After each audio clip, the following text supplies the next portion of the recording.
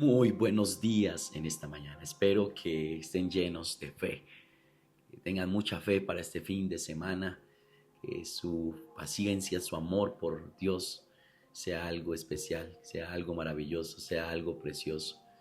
Deseo con todo mi corazón que podamos y estemos atentos a cada oportunidad que Dios nos permita para extender el reino de Dios sobre esta tierra.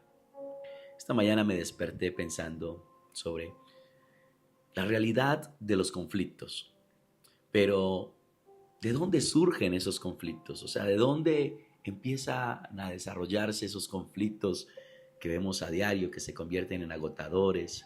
Aún lo vemos en nuestros matrimonios, con nuestros hijos, donde se presentan los conflictos.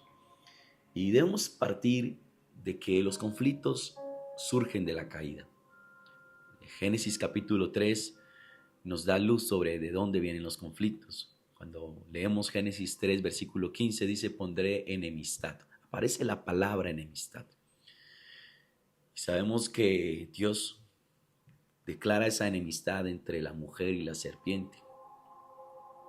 Pero también no podemos olvidar el versículo 16, que dice que multiplicaré los dolores y haré que tu dolor sea más fuerte. Pero hay otra situación y es que la mujer deseará controlar al marido, pero él gobernará sobre ti.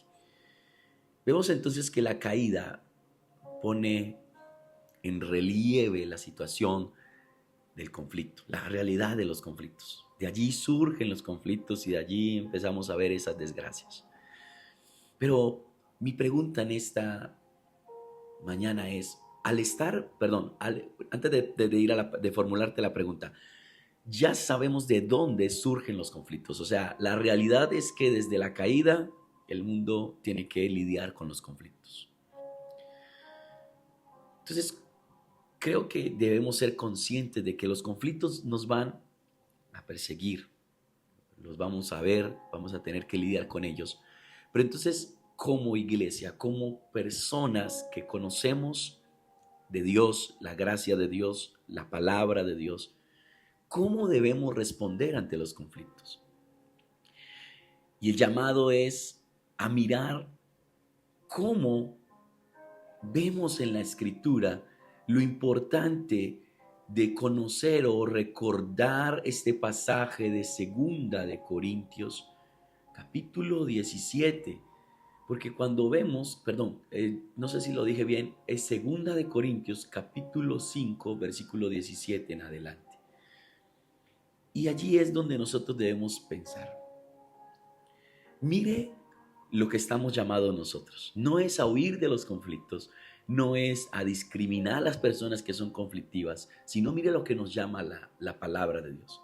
Por lo tanto, si alguno está en Cristo, nueva criatura es, nueva creación es. Lo viejo ha pasado y ha llegado lo nuevo. Y el versículo 18 dice, todo esto proviene de Dios, quien por medio de Cristo nos reconcilió consigo mismo y nos dio el ministerio de la reconciliación. Esto es que en Cristo Dios está reconciliando al mundo consigo mismo, no tomándole en cuenta sus pecados y encargándonos a nosotros el mensaje de la reconciliación. Así que nosotros somos embajadores de Cristo, como si Dios os exhortara a vosotros por medio de nosotros. En nombre de Cristo rogamos que os reconciliéis con Dios. Entonces, vemos que una de las cosas que debemos tener presentes para resolver los conflictos es el amor. Porque la escritura nos dice que de tal manera Dios amó al mundo que envió a su Hijo unigénito para que todo el que crea no se pierda, mas tenga vida eterna. Esta porción de Corintios dice que Cristo está reconciliando al mundo consigo mismo. Porque vemos que la razón de la caída es un conflicto y Dios manda a Jesús a reconciliar al mundo y nos da a nosotros esa capacidad. Ahora te pregunto, o nos debemos preguntar, ¿por qué cuando hay conflictos nos hacemos a un lado? ¿Por qué cuando de nuestras congregaciones surgen conflictos, disgustos entre hermanos, con el pastor, con un líder, con un servidor, con una persona de la iglesia.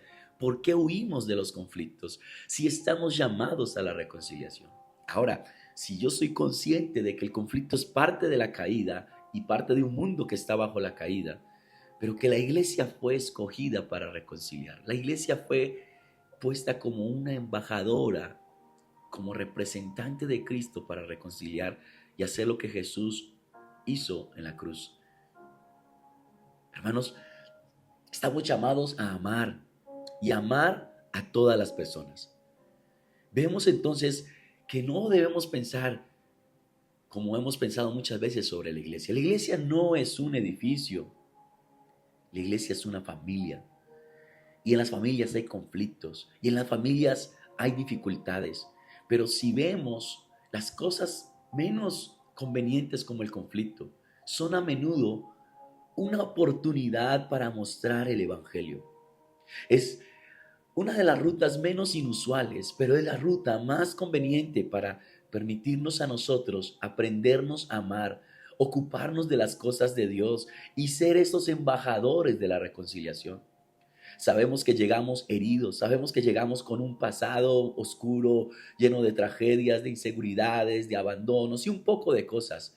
Pero mis hermanos, en esta mañana quiero ser intencional al decirle, como iglesia que somos, las cosas buenas del reino debemos ponerlas en acción. Y una de ellas es la reconciliación. Recordemos que la historia de la iglesia no ha sido perfecta, pero ha estado llena de gracia.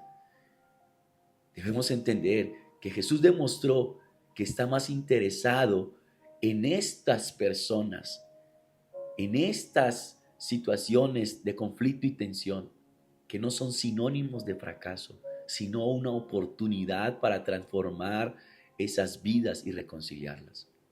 El Evangelio nos invita a vivir con humildad y honestidad y que aprovechemos cada oportunidad para poner sobre la mesa la necesidad de reconciliación entre los unos y los otros. Y hoy quiero que entendamos que los conflictos no son para huir, que los conflictos no son para cambiar de congregación, que los conflictos no son para andar disgustados, que los conflictos son parte de una realidad de la condición caída, pero que la obra de Jesús es otra realidad para reconciliar esos conflictos, para vivir en familia.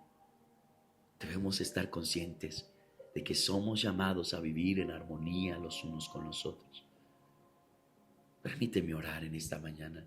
Padre, ayúdame a aceptar la realidad de los conflictos en la vida. Pero enséñanos, Señor, a parecernos a Cristo en su amor para reconciliar. Aumenta nuestra capacidad, aumenta nuestro amor para valorar el crecimiento por encima de los conflictos. Ayúdanos a crecer en amor y servicio a los demás, aunque hayan conflictos y dificultades. Ayúdanos a tratar a los demás con el amor que tú, Jesús, trataste a los pecadores cuando estuviste en esta tierra. Ayúdanos a comprender que el mundo está bajo la influencia del pecado y el pecado tiene algo que lo destaca y es el caos y el conflicto. Pero que tú viniste a reconciliar al mundo, que tú, Jesús, escogiste a unos hombres y mujeres para reconciliar al mundo. Te pido, Señor, que nos ayudes a responder como tú respondiste ante los conflictos, con amor, con paciencia, con humildad, con temple, con misericordia, con clemencia. Señor, gracias por la oportunidad que me diste en esta mañana de llevar esta oportunidad de mensaje para muchos que necesitan comprender que los conflictos no es para huir, sino para resolverlos, para resolucionar. Gracias, Dios. Amados, bendiciones.